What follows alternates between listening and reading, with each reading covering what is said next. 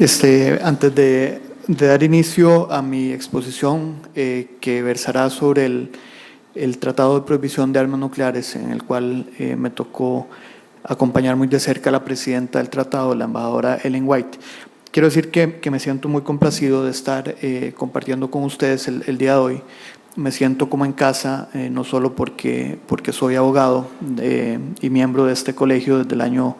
1997, sino también porque tengo el honor de participar en estas jornadas con una gran cantidad de colegas y amigos, como doña Eugenia, que es colega mía en la Cancillería, Tatiana Flores, que acaba de hacer su presentación, también colega en la Cancillería,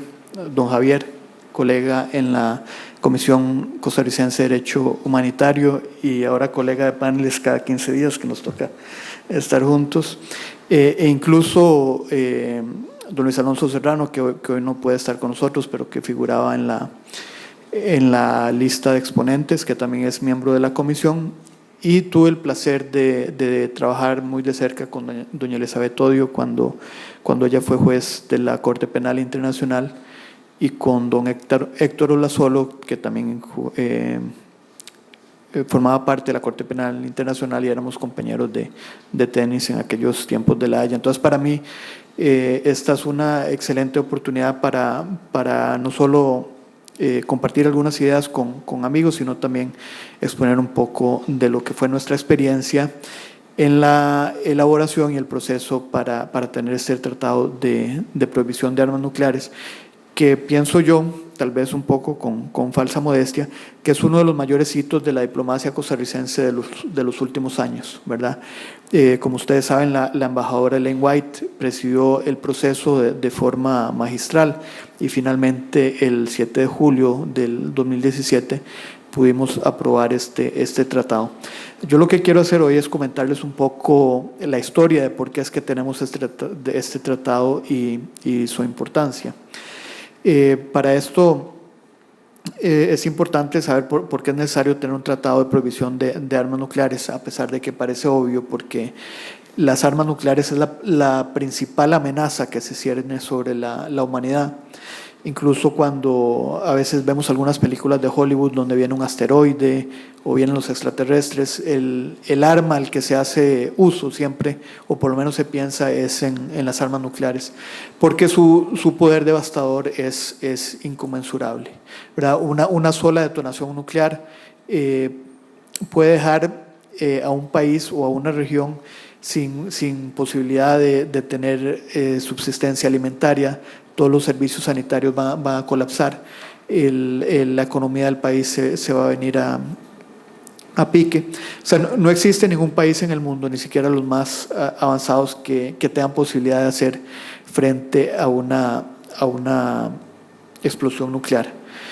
Desde el año 46, un año después de que se detonaron las bombas en Hiroshima y Nagasaki, las Naciones Unidas ha tratado de ver cómo se regula el uso de las armas nucleares para que no vuelvan a ser utilizadas nunca más en la historia. Incluso la primera resolución de la Asamblea General en el año 1946 es precisamente sobre armas nucleares. Sin embargo, 3 años después, en el año 48, de que se forman las Naciones Unidas, inicia la Guerra Fría, y con esto inicia también la carrera armamentista con muchos tipos de armas, pero sobre todo con armas nucleares. Incluso en los 50 es cuando ya la Unión Soviética, China, Francia y el Reino Unido adquieren la bomba nuclear. Y como ustedes habrán leído, en el año 62 tenemos la crisis de los misiles en Cuba. Al estar tan cerca de nuestra región latinoamericana, precisamente en México, empiezan a debatir sobre la necesidad de regular la presencia de armas nucleares en nuestro territorio latinoamericano. Y por eso en el año 67 se adopta el Tratado de Tlatelolco, que es el primer tratado que prohíbe las armas nucleares en una zona densamente poblada. El Tratado de Tlatelolco en este momento es universal en el área latinoamericana, por lo cual nosotros podemos decir que América Latina y el Caribe es una zona libre de armas nucleares. El año siguiente, en el año 68, se adopta el Tratado de No Proliferación, el cual se mantiene vigente, ya está cumpliendo 50 años este año. Y de alguna forma, a pesar de que este tratado permite que 5 países que en ese momento ya tienen armas nucleares, que son casualmente los 5 miembros permanentes del Consejo de Seguridad, la sigan teniendo, de alguna forma frena la carrera armamentista, y a la fecha solo hay 8 o 9 países que tienen capacidad nuclear. Si no fuera por el TNP, en este momento se cree que entre 25 y 30 países podrían tener armas nucleares. O sea, aparte de estos 5 países, los otros 4 que tienen armas nucleares son India, Pakistán, Israel y Corea del Norte, ¿verdad? Posteriormente continúa la Guerra Fría, y en los años 80 llegamos a tener hasta 80.000 ojivas nucleares, que es lo más, el pico máximo, digamos, al que ha llegado la humanidad en algún momento. Y de alguna forma por esto es que colapsa la Unión Soviética, también porque ellos no pueden mantener el ritmo a Estados Unidos, y su economía y prácticamente el esquema soviético se viene a pique. Y en los 90 vivimos una fase, o se abre una ventana, que es lo que yo siempre he llamado como la ventana de oro del derecho internacional, porque digamos es en los 90 cuando se adoptan una serie de instrumentos y declaraciones que pienso yo que en ninguna otra época de los últimos 70 años se pudieron haber abarcado. Y me refiero, por ejemplo, a la Declaración y Programa de Acción de Viena sobre Derechos Humanos del año 93, donde se reconoce que los derechos humanos son interdependientes, indivisibles y están relacionados entre sí. Con esto se pone fin a aquella lucha ideológica entre los derechos civiles y políticos y los derechos económicos, sociales y culturales. También se adopta el Estatuto de Roma de la Corte Penal Internacional. Precisamente en estos dos hay una importante presencia de Costa Rica y de doña Elizabeth Odio, porque ella fue la jefa de delegación en Viena en el año 93, y como ustedes saben, la primera jueza de Costa Rica en la Corte Penal Internacional. Pero también en materia de desarme se adoptan otra serie de instrumentos. Por ejemplo, en el año 93 se adopta la Convención para la Prohibición de las Armas Químicas, la cual prohíbe toda una categoría de armas de destrucción masiva. Ya desde los 70 se habían prohibido las armas biológicas, en los 90 las armas químicas, y ya solo quedaban las armas nucleares, lo cual contribuye, o es una razón más por la cual se decide elaborar este instrumento en el año 2017. También inicia en el año 93 el proceso para lo que posteriormente sería la Convención de Minas Antipersonales, que se adopta en el año 97, un proceso impulsado por Canadá,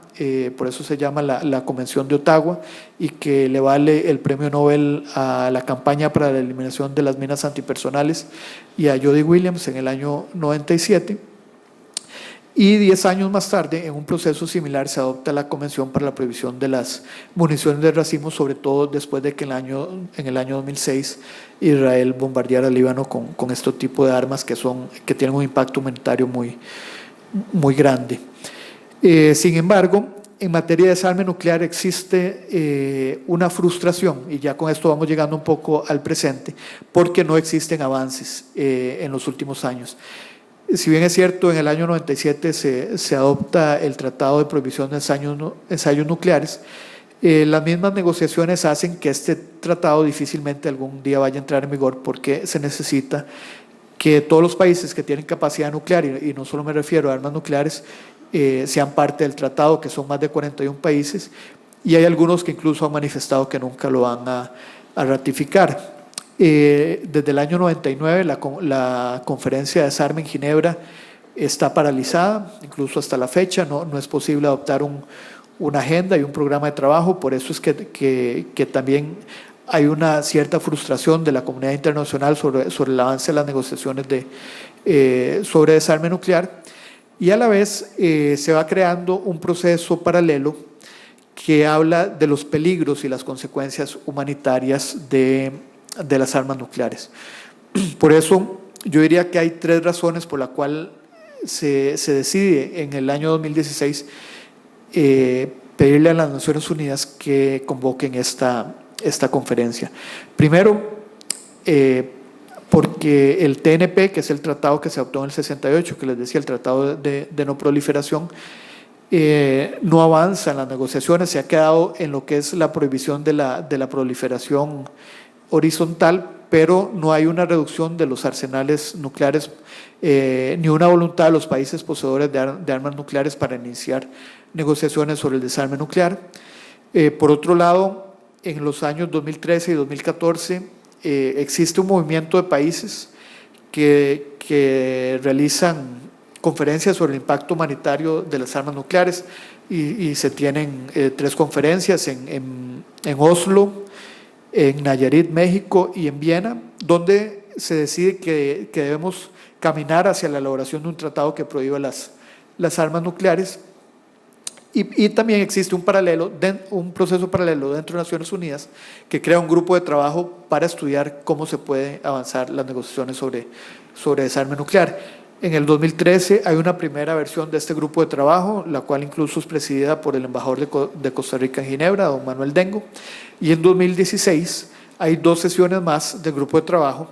En la segunda de los cuales, que es en agosto del 2016, Costa Rica, con otra serie de países, presenta un documento de trabajo que se llama el documento de trabajo 34, porque es el número que tenía de acuerdo al orden de presentación, que propone la convocatoria de esta conferencia diplomática. Este documento de trabajo es bien recibido por todas las delegaciones, bueno, no por todas, pero sí por la gran mayoría de las delegaciones que participan en el grupo de trabajo, y finalmente se adopta una recomendación por votación. 3 minutos. Bueno, pero me falta más de la mitad. Donde se decide convocar a esta conferencia en el año 2017. La Asamblea General toma la decisión el 23 de diciembre del año 2016 y convoca por 20 días a la conferencia diplomática.